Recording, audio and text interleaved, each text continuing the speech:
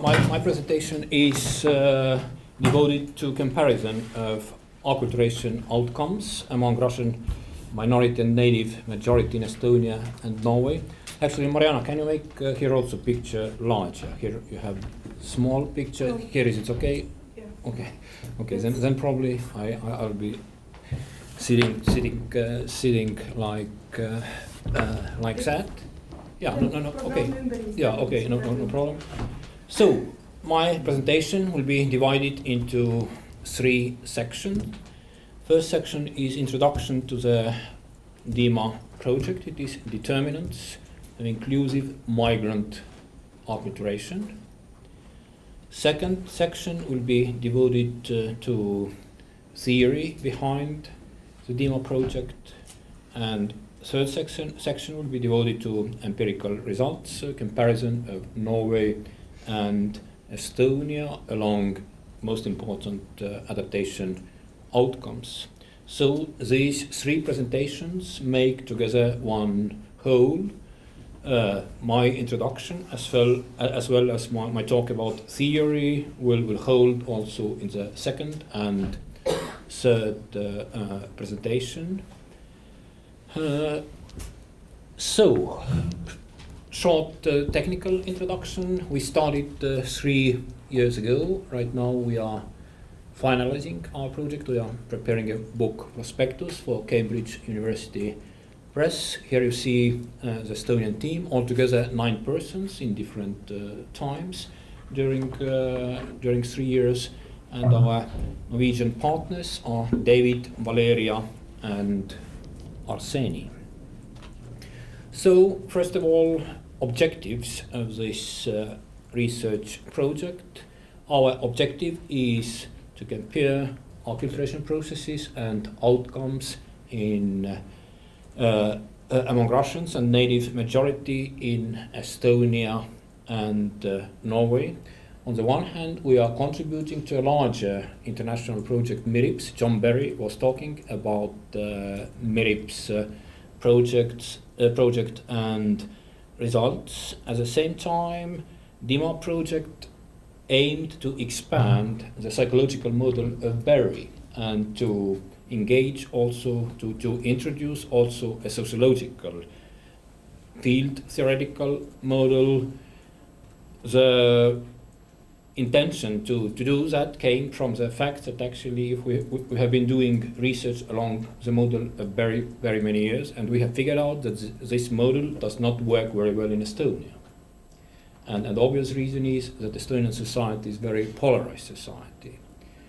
And that is why we came to the idea that we need to expand this model, psychological model, and we decided that it makes sense to try to on the one hand to build on Berry's model, but on the other hand to go beyond this model. So it is a very ambitious aim actually. It is it presumes also kind of meta-theoretical innovations, and in my presentation, in very few words, I plan to describe what these innovations are.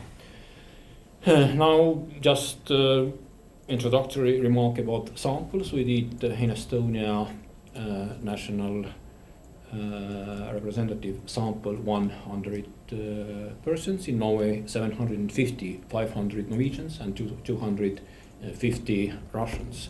As you know, the number of Russians in Norway is 20,000, so we managed to approach 250, which is more than 1% of the whole Russian language population in Norway, which was not so easy, but we managed to do it. So the key theoretical concept in our project is structural asymmetry of the acculturation field.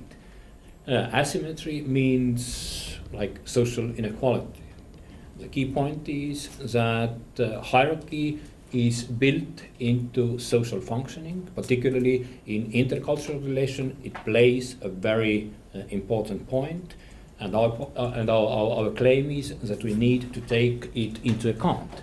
this actually departs from the mainstream, because mainstream social science is based on individualistic approach. Liberal theory is based on the concept of individual, which is a kind of isolated entity.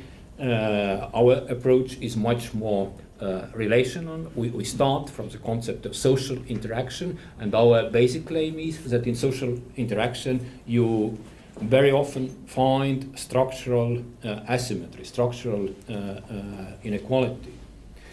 And here I'm referring to a paragraph from John Berry in which the idea is expressed in embryonic form. So we can claim that not only our basic approach, but also our innovation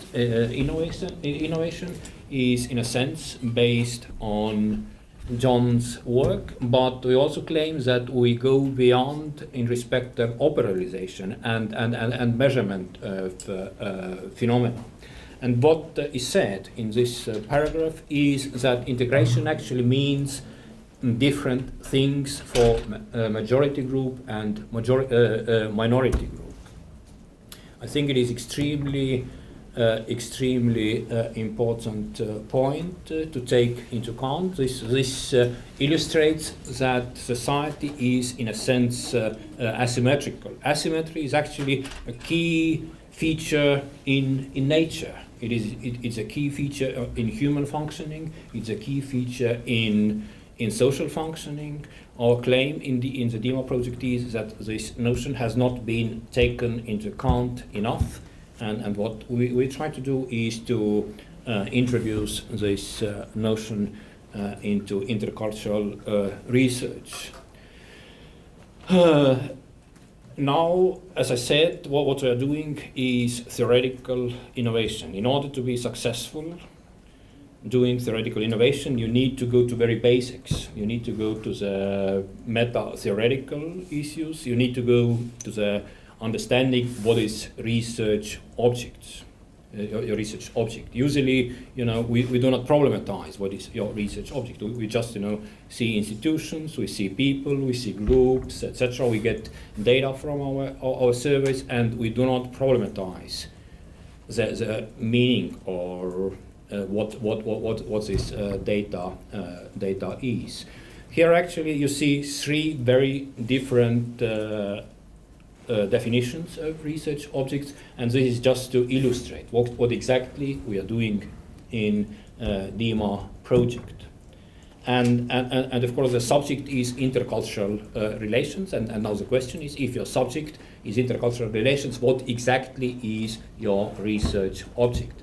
The first school is Chicago School of Sociology, which is a famous research tradition in the United States, which was presumed that if migrants arrive in the United States, they go through certain stages of adaptation. When they come, they first need to find a job, then they need to learn language, then they need to engage in social interaction, etc., etc. What they do is they differentiate 7 stages, and they claim that at the end the person is assimilated. So it is one-way process. It comes from the notion of evolution, and it is presumed that evolution is moving in one direction. Now, about 45 years ago, John and some other people came up with very important innovation, and they said that actually this relationship is mutual. In intercultural relation, we should not talk about only about assimilation, only about arriving group, only about minority becoming similar to majority. We should be talking also about the other group, and they introduced 2-directional psychological model, and John Berry differentiates, as he explained in the plenary session, 4 different types of attitudes: integration, assimilation, separation, and marginalization. It is very important to take into account what is going on here in defining of the research object and in understanding of intercultural relations. It is a quite big reduction Because if Chicago School says that adaptation involves labor market, structural issues, social issues, identity issues, etc., etc., it is they actually introduce a whole society. What is done in psychological model, they try to research the same object via psychological means. And it is clear that it is reduction in social science. Reduction is inevitable. To make generalizations, you have to make reduction. And if you look on empirical literature, you see that mostly the psychological model gets support. It explains very big share of variance. At the same time, as I said, in some countries it does not work, like Estonia and some other countries. Actually, John did not mention in his presentation, but if you take his volume, he has now edited 16 countries which involve Russian language population are among those countries which do not support the hypothesis.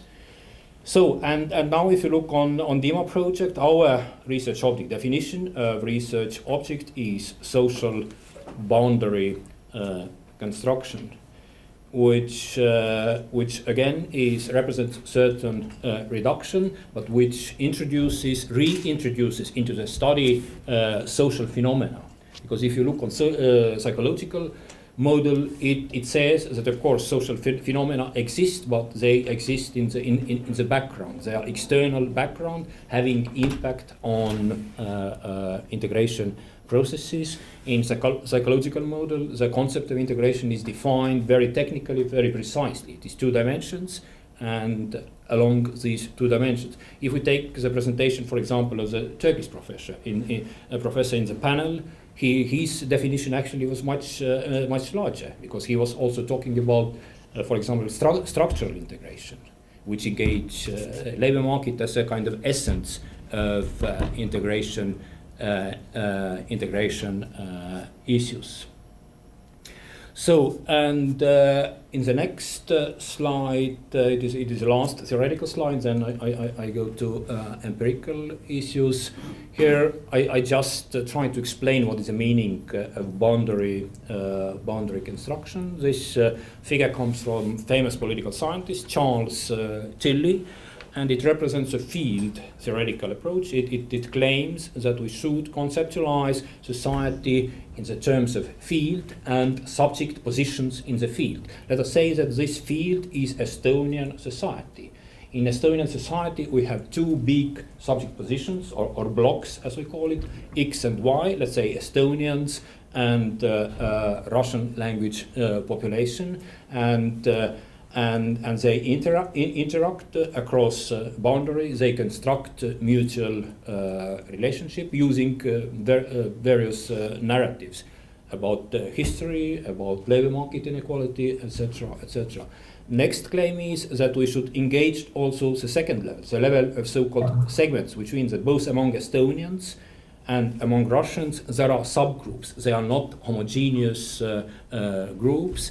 There can be very many different groups. In our research, we differentiate between 2 groups, so-called closed and open groups, or we call it self-righteous and self-critical groups. So now let us go to the empirical result. This field theoretical approach claims that we can compare different countries and on 3 levels. If we have Estonia and Norway, we can carry out comparison on 3 levels. One level is the level of nations. In this case, we have Estonia and Norway, two nations. Next is a level of blocks. We have Estonians, Estonian Russians, Norwegians, and Norwegian Russians, which means 4 different blocks, and we can carry out comparative research between these different blocks in different settings. Then we claim that all blocks are divided into 2, self-righteous and self-critical, so-called more closed, more open, and which means that we have 4 self-righteous and 4 self-critical segments. So this is a broader setting. And before I go to real empirical results, I would like to show you a piece of art. A few years ago, I visited a museum in Tallinn, and there was exhibition. Exhibition was titled "Revenge," and there was such a piece of art. It is titled "Ideal Landscape." What do you think? Why this landscape is particularly ideal?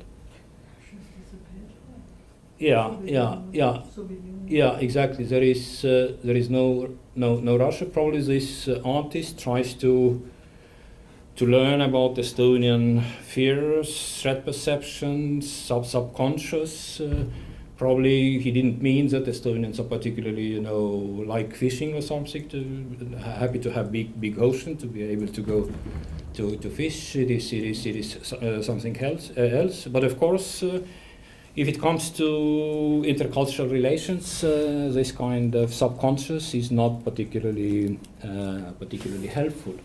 Now we go to actual empirical data. It is distributions of subject positions. As I told, we differentiate between two levels: level of blocks and level of segments. And here you have data. The most important finding in the Estonian data is that, and it was carried out using cluster analysis. We took the battery questions devoted to labor market inequality between Estonians and Russians, and we did run cluster analysis, and we did choose 4 clusters, and it worked very well. And the most important result here is that there is no self-critical clusters among Russians. 100% Russians are in so-called accusive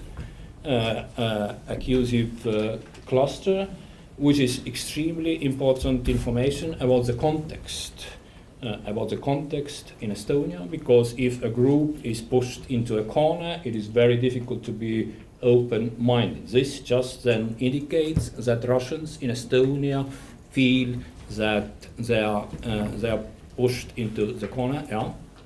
May I just ask you? Maybe you're going to, but could you also give the general numbers of the population in Estonia, Norway, and then the percentage of? Okay. Yeah. Okay. Good question. Good question. Maybe it's coming up. Yeah. Okay. In Estonia, population is 1.3 million. And Russians form about 30%.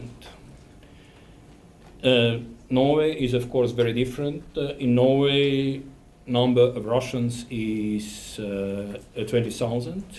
It was 2,000 15 years ago. During the last 15 years, it has increased 10 times. So it is becoming important section of population, and that is why it makes sense to try to carry out research. And the idea behind comparative research between Norway and Estonia is exactly that they are so different. Historical relationship to Russia is very different. Demographic development is very different. Location, geopolitical location is very different. So in social science, there is a particular research method. The most different method which was used here. But this slide now brings in the kind of most general picture about the field, about the structure of the field. If you take Estonia, medicatory, self-righteous 70%, self-critical about 30%. Among Norwegians, it is 50-50. Russians in Norway 68-32, and our theory behind that, field theoretical relational theory, says that it is very natural to have, if you are majority group, it is your field interest to claim that what we are doing is right. It is a kind of structural phenomena. It is not so much, your values, your attitudes, etc., etc. Society is built up in hierarchical way. asymmetrical way, and this is a kind of more structural phenomena. So I would argue that for Norway, here is very good picture, and our next tables actually will confirm it. Here is socio-economic adaptation. We have chosen 5 different indexes, life satisfaction, etc., etc. Let us focus first on the third index, which is socio-economic discrimination. And the theory behind this research says that it would be normal if majority group would say that there is no particular discrimination going on in society, and majority group would say, hello, there is quite big. It is our field interest to put up this kind of claims.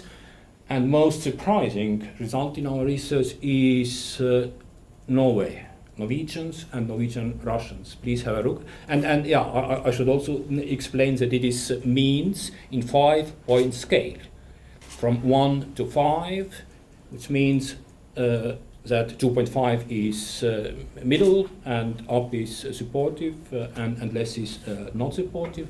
Now let us have a look on, compare Norwegians and Norwegian Russians, if they think there is socio-economic discrimination going on.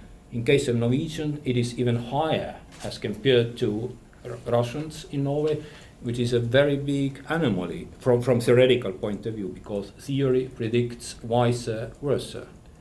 And if you look on Estonia, it is from theoretical point normal.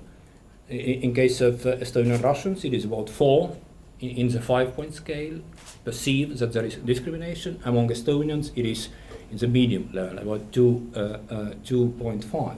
Now let us go deeper. Let us have a look on 4th and 5th column. Job does not correspond to education and unemployed during last year. Let us look on figures of Russians in Norway. 40%, 30 to 40% say that their job in Norway does not correspond to their education. 40% of Russians in Norway say that they have been employed during last 5 years, and these are biggest numbers if you compare all other blocks.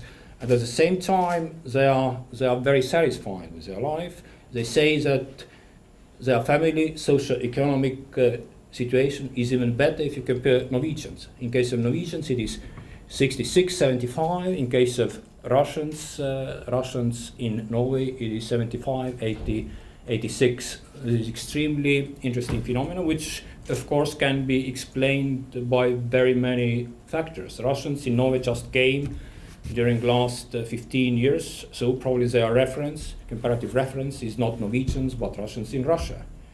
They feel in Norway that now they are doing much better, and that is why this kind of figures, even if you have been unemployed, your job doesn't correspond to your education, etc., etc. So this is just illustration what kind of analysis can be done using our method. We differentiate between blocks, and we can compare blocks. We can also compare Estonian Russians and Norwegian Russians, and we see that there is a huge difference. Estonian Russians feel discriminated against, they are worse off. In Norway the picture is different. We can also compare Estonians and Norways and see that there are certain similarities and differences. This is on the level of blocks. Now let us go to the level of segments. Segments means 2 segments within one block. So altogether we have 8 segments, and if you compare these segments within one block, you see what is a main reason of being so-called closed-minded or self-righteous. It is economic situation. Your lower socio-economic situation is behind this kind of phenomena. Now, this was, we go now further, national and ethnic identification, and we can compare the data we got from previous slide to the data we received here. We see first is national identification. Again, it is very interesting to compare. For example, Russians in Estonia, Russians in Norway. There is a huge difference. Just another example, what can be analyzed using this data, feelings towards the other group. We used so-called thermometer, 0 to 100 points, and trust of the other group. Again, you see that there is a very big differences between blocks, between segments, and it is extremely rich material for further analysis. What I'm showing here is just illustration of what kind of method we have been using, what kind of data we have received, and what kind of analysis can be carried out. As my time is short, I go to the conclusions sections. What I have been arguing is that we can analyze our data on 3 levels. On the level of blocks, there is asymmetry between majority and minority group, and it is having a major impact on adaptation outcomes. But as we noticed, Norwegian and Russians, they make very interesting exception, and it's very rich material to analyze further. On the level of segments, the reasons behind the closed construction of closed intercultural boundaries by self-righteous segments have to do with their lower socio-economic position. So, what we can conclude from that for policy makers? The most important conclusion is that integration policies should tackle insecurities and inequalities which exist along ethnic lines. If you take Estonian integration policies, we have been focusing mostly on language learning, which is very important, and also on information campaign. We have been trying to say to Russians that you do not understand things, you're not informed well enough. We know how things are, and we try to teach how to live. Our results indicate that this approach does not work, and we should focus on structural issues. At the same time, as I was arguing also in the panel, hierarchies, insecurities, inequalities are built into social functions. There are no societies in the world, even no Norwegian society, where there is no domination, no inequality, etc., etc. And here is a kind of dilemma or a kind of paradox. On the one hand, we know that we should focus on structural issues, but on the other hand, we know that it is in a sense inevitable. And in this context, my final point arises: what can be done? Is integration a mission impossible? And my last slide will be one photo which represents an answer to this question. You probably recognize on the left is Minister of Defense of Estonia. On the right hand, there is also a Minister of Defense of another country. Do you happen to know which country? Canada. Defense Minister of Canada. My final point is that this is the way to integrate society, not to talk about how good or bad you are, but to do real things. There are some countries like Norway and Canada which have managed to achieve a lot, and there are countries like Estonia who can learn from these models. And that is why I'm very happy that in our research team is David from Norway, who can now explain his understanding of what is going on in this marvelous country. Thank you very much.